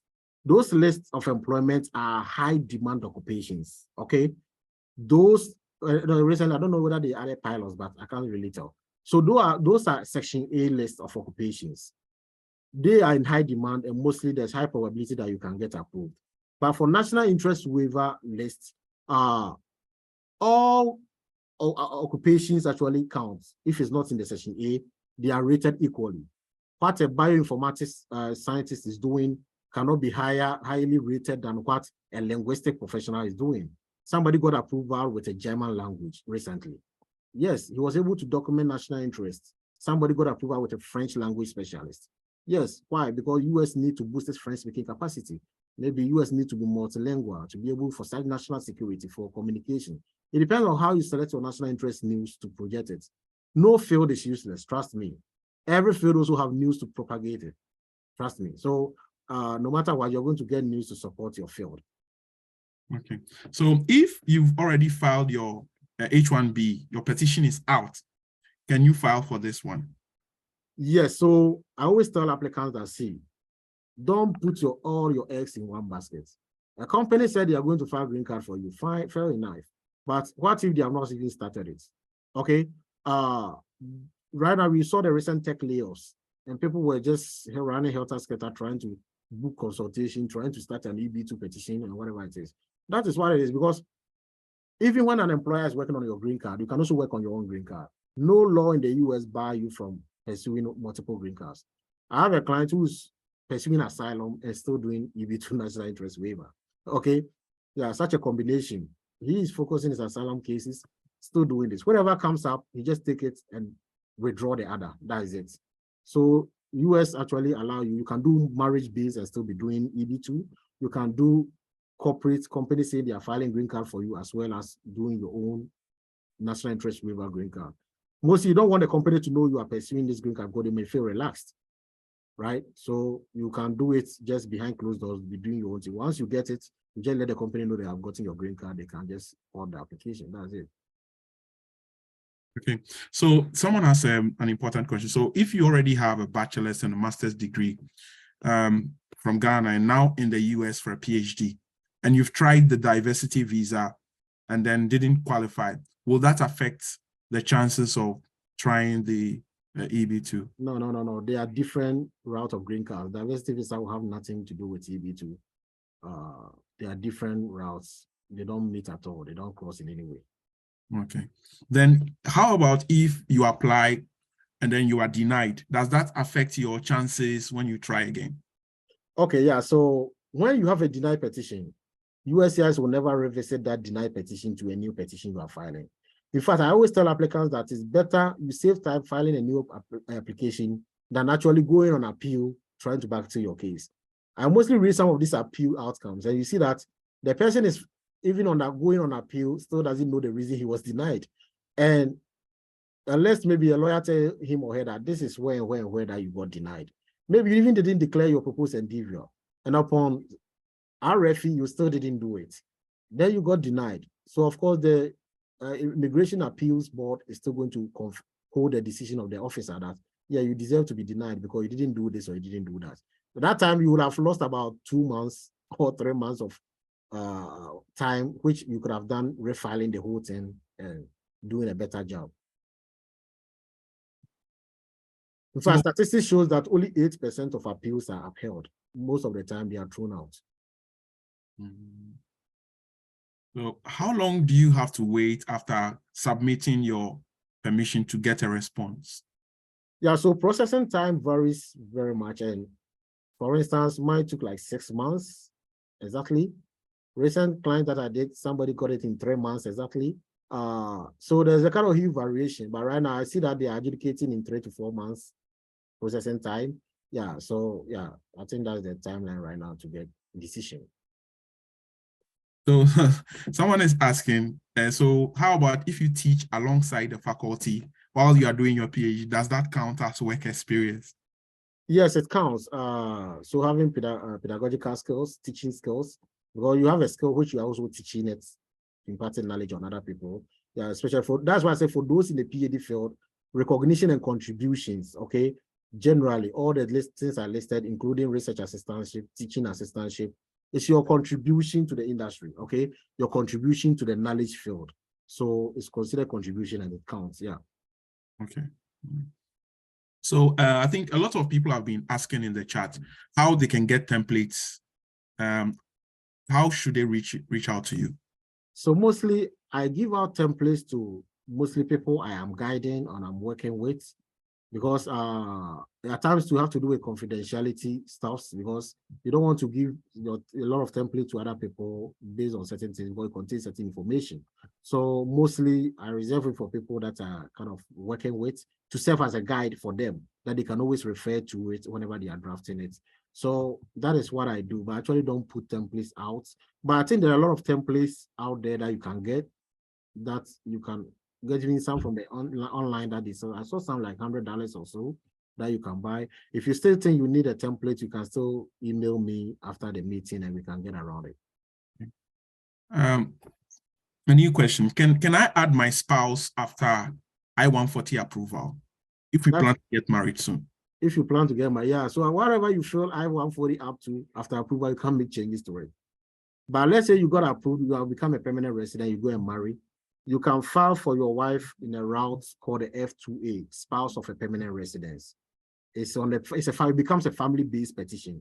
So you are filing for your wife to come on a green, based on the fact that you have a green card holder. It's an F2A category, and it has its own waiting times. Recently, this visa bulletin, I heard that it has retrogressed 4 years back. So you see the pain you go through for not adding your spouse in your petition right away. You have to be waiting like 4 years to get even a visa interview and get a consular immigrant visa to come into the US.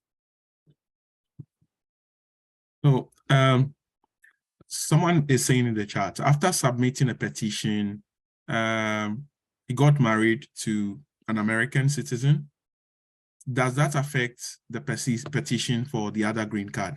No, you can still pursue a marriage-based certificate, green card separately. Beside the fact that this one is pending, but you can't be in the US on two green cards, and then you have to decline one or withdraw one and let one roll. Let's say you are approved for NIW, and but marriage-based petition is still pending. You just write a letter to withdraw that petition based on the fact that you got approved for NIW. That is it. So, do internships qualify for work experience? Yeah, when you have summer internships. So when I take the person's CV, we draft from full-time work experience, full work experience. Then getting to the end, we begin to add either any voluntary or internships done. And we have some people have got very good internship records that we're able to write about, especially during their internship times, some of the achievements they got. Yeah, so internships all are added. Yeah. Okay. All right. Would you want to take questions from live audience, or because there are so many, like there are more questions in I think Samuel want to ask a question. Samuel, can you unmute yourself?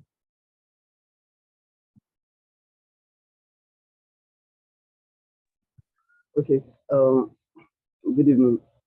Good evening. I'm a graduate student.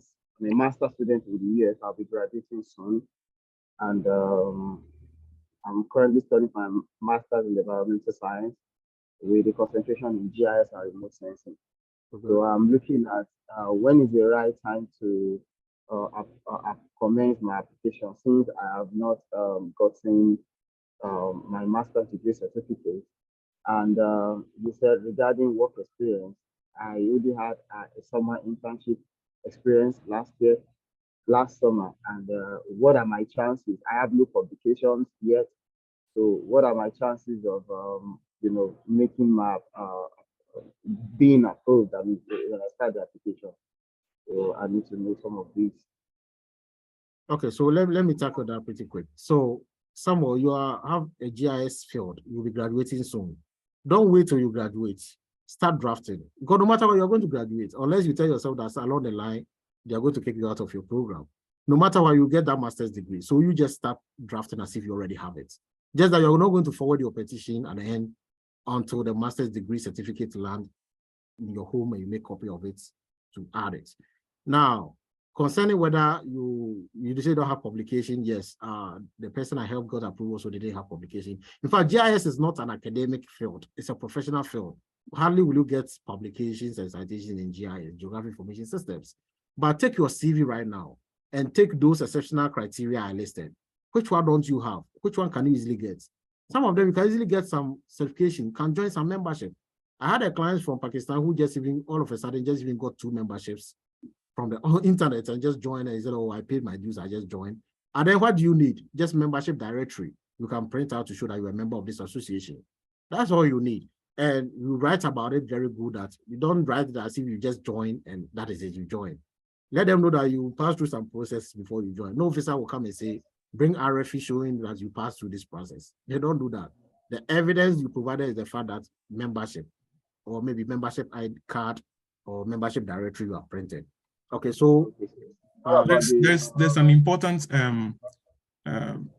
question in the there's an important question in the chat. Sorry, excuse me. This one, I just want to make understand what Mr. Daniel is saying. Okay. So concerning the petition, how do one go about it? Because I really don't understand how to write the petition. Yeah, even though I went through, I was following your slide, but as far as the petition, how do one write the petition? Is this something one can consult you about, or? Yeah, that's why when you listen to the ending of the petition, the representation, I talked about how I come in, the various services. So,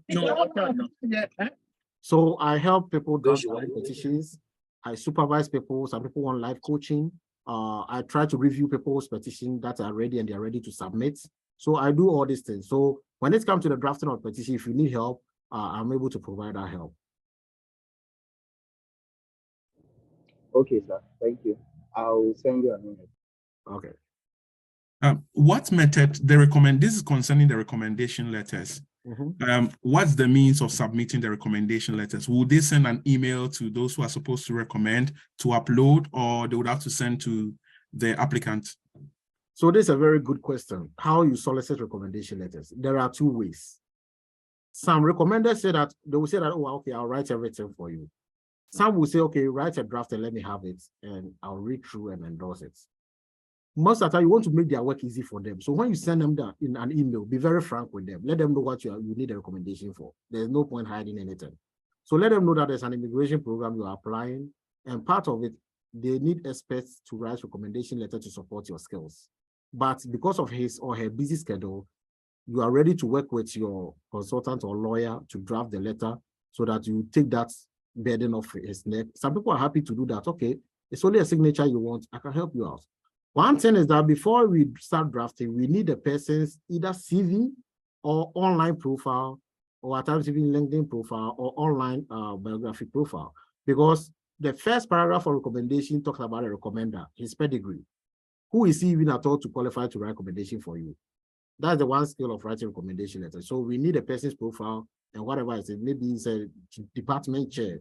I am this, or I have 20 years of faculty experience. I'm qualified to write recommendation for Mr. A or Mrs. B. Okay, yeah, so that is it. And that's one way of getting it. Another one is that people always want to write it themselves.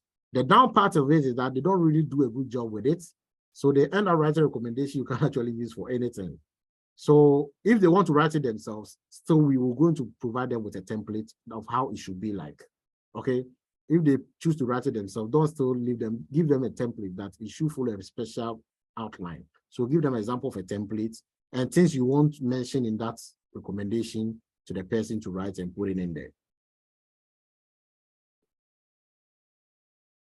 All right, thank you very much. And someone is asking about the OPT.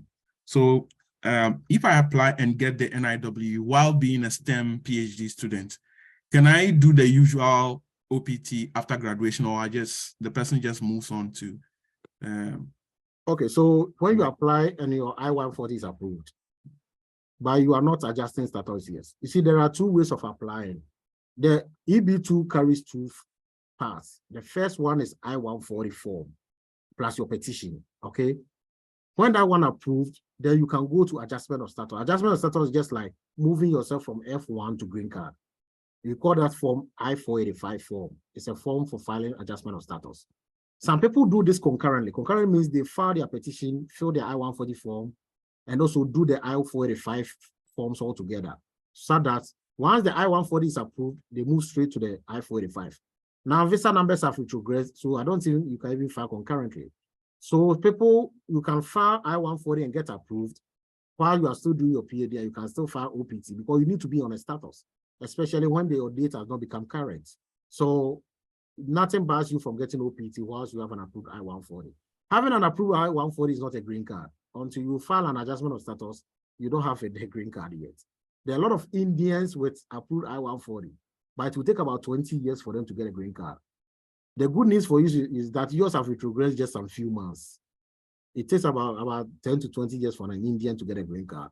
But for other African countries and other African nationals, because we are not that many here, it's recently that even it's retrogressed. Most of the time it was current, so you could have filed concurrently. But right now, if you file concurrently, they will reject the I-485 and bring it back to you and only keep the I-140. Yeah. Thank you. I think we have just 11 minutes, I think 10 minutes, less than 10 minutes to go. Yeah. There's one important question here that once the NIW is approved, how long is one eligible to stay in the US before getting the green card? So, like I said, when NIW is approved, it's not green card in itself. You have to be able to make sure that, are you eligible to adjust status? based on current dates. At first it was current, the visa bulletin. If you don't know about this visa bulletin, US have allotted visa numbers to various nationals in the US, various countries. So depending on that, if you are part of the rest of the world, all of us, we assume that we are part of the rest of the world, except not India, China, and Mexico, and the rest. So you are part of the rest of the world. Currently, those who filed on July 2022 or earlier can adjust status, because that's the current date they have written there for all other countries of the world. So if your dates, because when you mail your petition to USCIS, they write you a letter confirming that they have received it, and this is the date they receive it. That date is your priority date. So let's say somebody who applied June 2022, the person right now can put in adjustment of status. But somebody who applied August 2022, the date is not current, so he still cannot file for adjustment of status.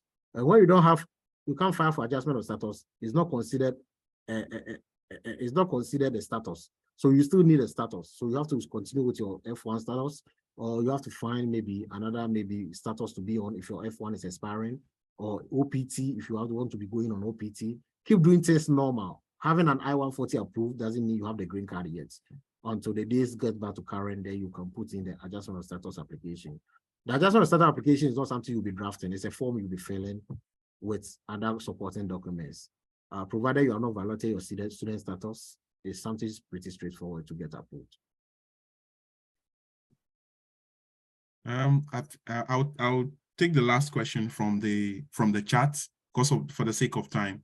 So that you can reserve the rest for the hands up, the 3 hands up, the last 3 questions. Okay. Yeah. So the position as an adjunct professor, I think someone is asking whether being an adjunct professor is a plus for his or her petition. Oh yeah, for sure. It's a plus. It's a plus for it. Being an adjunct professor is also, it's considered a teaching skill. So you can just add it. Yeah. Okay. So I think I'll leave the floor for you can bring in the live audience to ask. Okay, yeah. Samuel Tachi, can you ask your question, please? So my question is on recommendation. Okay. So you said you can get recommendation from every part of the world, right? Yeah. So my question is, let's say I was in the mining industry, for instance, and now I'm doing my PhD and I'm more into natural disaster, hurricane evacuation, modeling and stuff. Okay. Now, do the people in the mines or let's say other sectors that I used to work write a recommendation based on my experience over there, or they still have to adjust the recommendation to because let's say I'm applying because I feel like my current research is of relevance to the US, not let's say my mining experience. So do they have to write with respect to what I used to do over there, or they're supposed to write with respect to what I'm doing now? Yeah, so at the first of it, you are going to limit your petition to one of the fields. Is it mining or natural disaster or whatever area that you want to focus on? That is where you declare your proposed endeavor. Now, when you propose your endeavor on natural disasters and the rest, recommendation letter from mining people doesn't actually, but you don't even need to collect recommendation letter from that place. You just, recommendation letter, there's no compulsory rule to actually get recommendation letter from your previous employer. Recommendation letter can come from, especially USCIS says that the more the person doesn't know you, the better, okay? It can be somebody you met at a conference. It can be somebody you even know on LinkedIn, or maybe in professional circles. Somebody that maybe you somehow encountered in maybe a graduate symposium or something, okay? So there's no strict rule of which group of people, or let's say there's no rule which says that collect recommendation letter from your previous workplace. You can collect it from any other place, okay? Yeah, so, but if you select the mining area as your proposed endeavor, then you think recommendation letter from any of your mining colleagues or your supervisor in the mines can help. Then of course, that means you can also go by that and collect recommendation from them. Yeah. Thank you. Okay, yeah. So Jay. Yes, thank you so much for the opportunity. So my first question would be,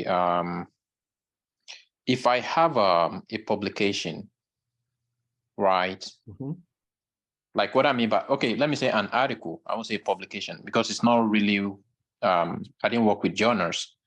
I just wrote some article and I put it on some of these free places you can put your articles, like ResearchGate, for instance. So during my filing, when I'm filing, then how do I submit? Do I have to print out the article, or how do I submit it that this article belongs to me? Okay, so articles you have actually published. You are not supposed to print the entire article, especially when it's like 5 or 10 pages articles, but you just can only submit the abstracts. USCIS is interested in only the abstracts and maybe the link to those articles. For instance, mostly I look at Google Scholar a lot. So mostly when the clients, I try to search Google Scholar. Are you present there? Or then I come to the secondary research source, general Google, looking at areas where maybe you have been mentioned in a news article somewhere, or maybe so you have gotten your name mentioned somewhere. Some people even have their names mentioned in news articles, they don't even know. At times, do a Google of yourself and try and see where your name is popping up. Maybe it can even help your petition one way or the other. Yeah, so you don't have to print the entire article. The abstract is okay for USCIS, all right? Okay, and so it goes with thesis too. If you apply based on your submitted thesis, you don't have to print the entire 50-page thesis. No, abstract of it is okay, and how the thesis is actually shaping your exceptional ability. Yeah. Okay, so the follow-up question to that would be so you talked about your email and working with you. So how do I get the email? Is the following question. Then the other one. I commented my email in the chat area. I think it should be there.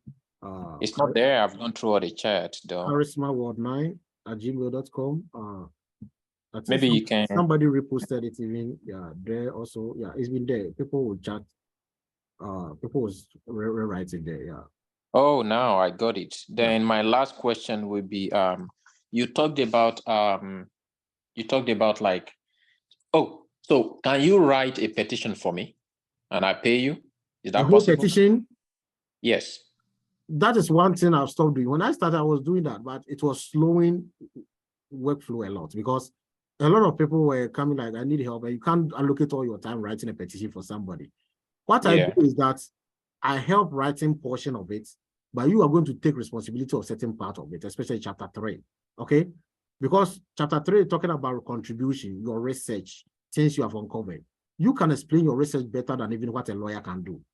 Yeah. Okay? The mistake people do is that they go and give their petitions to lawyers and close their mind and not even following up to see what the lawyer have drafted. So mostly I leave chapter 3 for the person because chapter 3 is all about you, your CV, things you have gotten for yourself.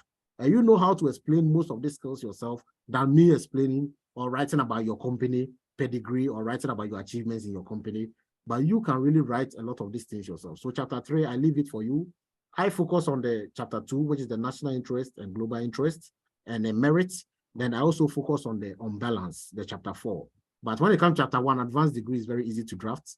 You can draft that, then you also come and draft chapter 3. So it's a shared responsibility. You take 1 and 3, I help you with 2 and 4.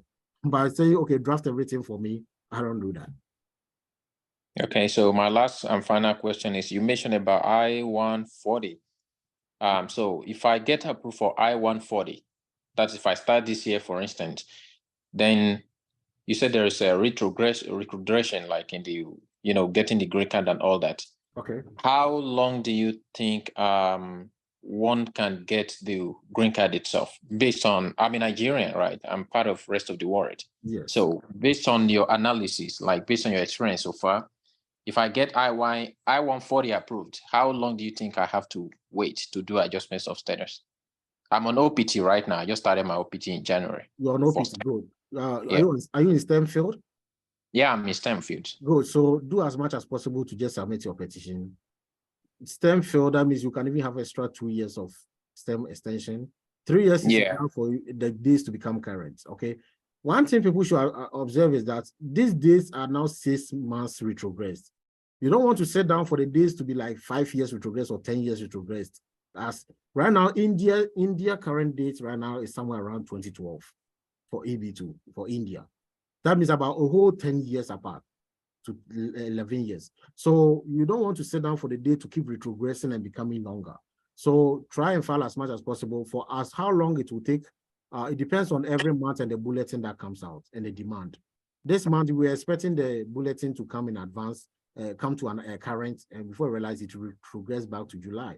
Okay, so I have a client who got approved, and she was like December 19th, but the priority date was, the date listed was 1st December. That means she was behind the date. So she was waiting for it to get a current before she realized now the date has gone further back to 2022, and it's a very bad news. So nobody can tell when it comes to visa bulletin. Only USCIS and State Departments can actually predict, and until they bring it out, at times you are in suspense.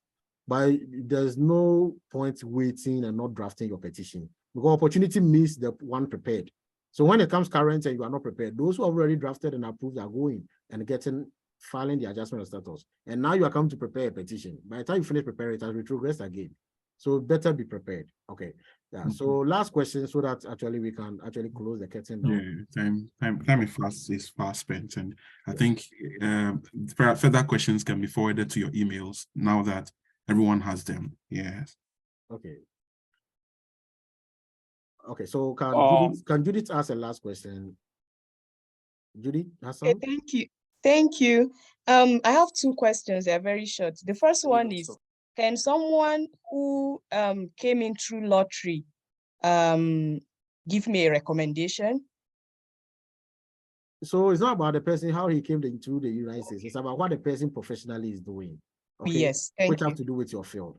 Okay. Yeah. So the person you. doesn't have to be a citizen or no. The person can even be on H-1B and be maybe a manager of maybe an IT company. Maybe you are filing in IT field. Of course, the person can write for you. Okay. Secondly, for someone that has their master's and PhD and not in America, they're working in Nigeria right now with like a very long years of experience spanning through maybe 5 to 10 years. Are they still eligible to apply and they will have equal opportunity as every other person? Yeah, equal opportunity. When it comes to this I-140, USA does not prioritize American applicants from outside of US applicants.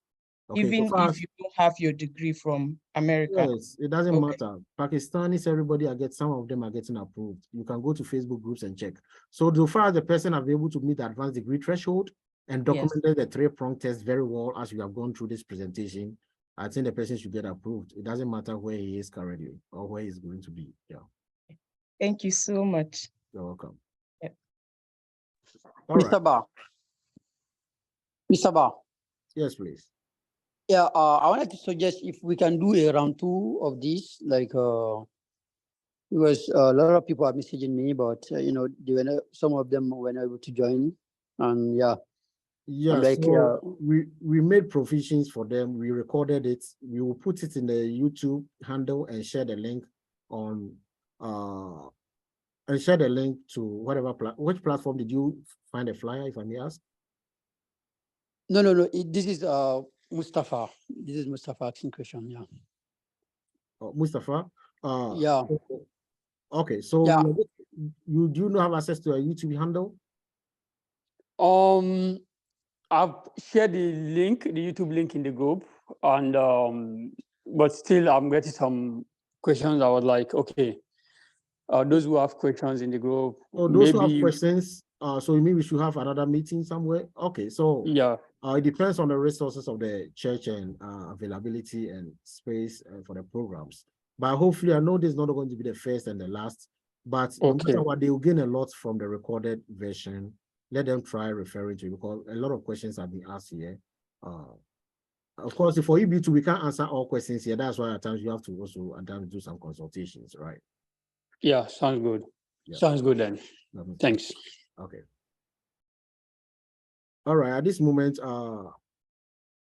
so Doc, can you help us with a closing prayer so that we can pray? Once again, we are using this opportunity to remind you that this program is hosted by the Church of Pentecost.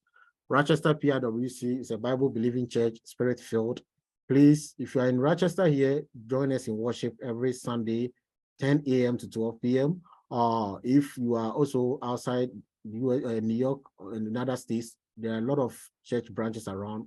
Find a branch and join and fellowship with them. God bless you all.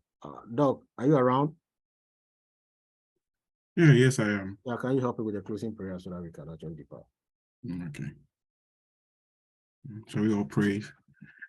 Eternal Father, we thank you for this session. We want to bless you for the chance to be educated, the chance to be informed. And Father, we pray that help us to make use this information as tools, Lord, to go to the next stage of our lives in Jesus' name. I pray for everyone who was able to join. I pray that your grace will find them. I pray that your mercy will find them all in Jesus' name. That, Lord, even besides all this, they will seek you, Lord Jesus, that they will all come to know you. They will come to love you. They will come to, Lord, stay at your feet in the name of Jesus Christ. That, Lord, in the end, Lord, at your appearing, men, women, and children will get to know you, that their lives will be wholly yours in Jesus' mighty name. I pray for Daniel, that, Lord, grant him strength, Father. May your grace abound in his life in the name of Jesus Christ. Father, Lord, that grace that, Lord, founds a man, that grace that steadies a man, that grace will abound in his life in Jesus' name. Bless him, Lord, to help others. Bless him with knowledge. Bless him with access to help many more people to your glory in Jesus' mighty name. We bless you, Father, for a successful meeting. We give you praise in Jesus' mighty name. Amen. Amen. God bless you all and good luck to you all. Thank you so much. You're welcome. Thank you. Thank you, Please, Daniel. God bless you. please help us to share the recorded video. Okay. We are waiting for responses to our emails. We started sending emails to you already. God bless you, Daniel. God bless you. God bless you, God Lord. bless Thank you. you. Thank you God very bless you. much.